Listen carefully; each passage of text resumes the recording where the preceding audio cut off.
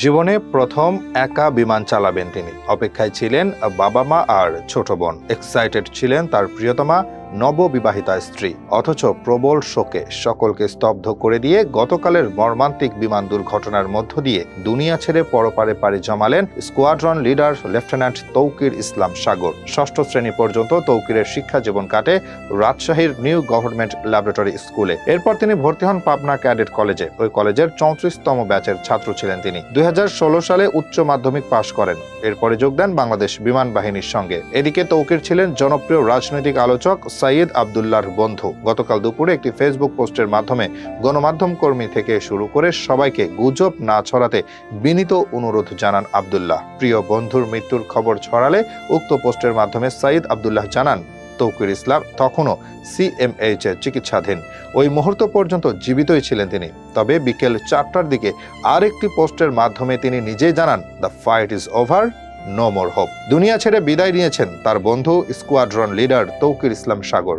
এদিকে নিহত তৌকির ইসলামের মৃত্যুর খবরে আত্মীয় স্বজন ও প্রতিবেশীদের মাঝে শোকাবহ এক পরিস্থিতি বিরাজ করছে। তৌকিরের গ্রামের বাড়ি চাঁপাইনবাবগঞ্জের শিবগঞ্জ উপজেলার চককীর্তি ইউনিয়নে। তবে গেল প্রায় 25টি বছর ধরে রাজশাহী শহরেই ভাড়া থাকতেন তার পরিবার। এলাকাবাসীর কাছে তৌকির বরাবরই একজন নম্র, ভদ্র ও বিনয়ী ব্যক্তি হিসেবেই পরিচিত ছিলেন সর্বদা। ভাই বোনের মধ্যে তৌকিরই ছিলেন বড়।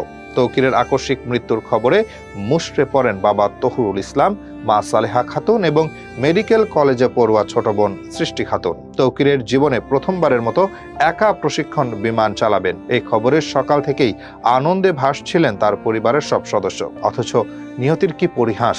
দুপুর না গড়াতে সে আনন্দ নামিয়ে আনে অসহনীয় শোকের ছায়া। বিমান বিধ্বস্ত হবার দুঃসংবাদে হতবিহ্বল হয়ে পড়েন বাবা মা আর বোন। এদিকে বছরখানেক আগেই বিয়ে করেছিলেন তৌকির। তার স্ত্রী ঢাকার সরকারি কোয়ার্টারে বসবাস করতেন। তিনি ব্র্যাক বিশ্ববিদ্যালয়ের একজন লেকচারার পোস্টে কর্মরত।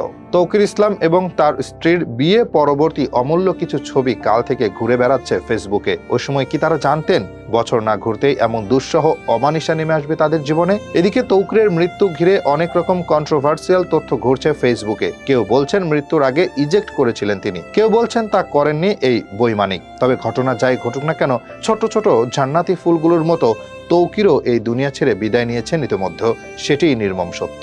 এদিকে তৌকিরের কোর্সমেট ফ্লাইট লেফটেন্যান্ট আশির করিম জানান, একাডেমিতে 2টা স্কোয়াড্রনের মধ্যে একটার সিনিয়র আউন্ডার অফিসার ছিল তৌকির। ট্রেনিং থেকেই তার অনেস্টি, সিনসিয়ারিটির প্রশংসা করতেন সবাই। বিমান বাহিনীর প্রতি, ফ্লাইং এর প্রতি তার ডেডিকেশন দেখে সকলে দুষ্টুমি করে বলতেন, তৌকিরের বিমান বাহিনীর চিফ হওয়া কেউ আটকাতে পারবে না কোনোদিন। তবে আশির কবির সবাইকে অনুরোধ করে বলেন, মাফ চাচ্ছি, যা বলার বলেন, কিন্তু এটা পরিকল্পিত ঘটনা। তৌকির ইচ্ছে করে স্কুল বিল্ডিং এ ক্র্যাশ করেছে এমনটা বললেন না। আশিরের মতে খুবই নরম মনের মানুষ ছিলেন তৌকির। এতগুলো নিষ্পাপ বাচ্চার আগুনে পুড়ে যাওয়া শরীর দেখলে তিনি প্রতিদিন একবার করে মরতেন।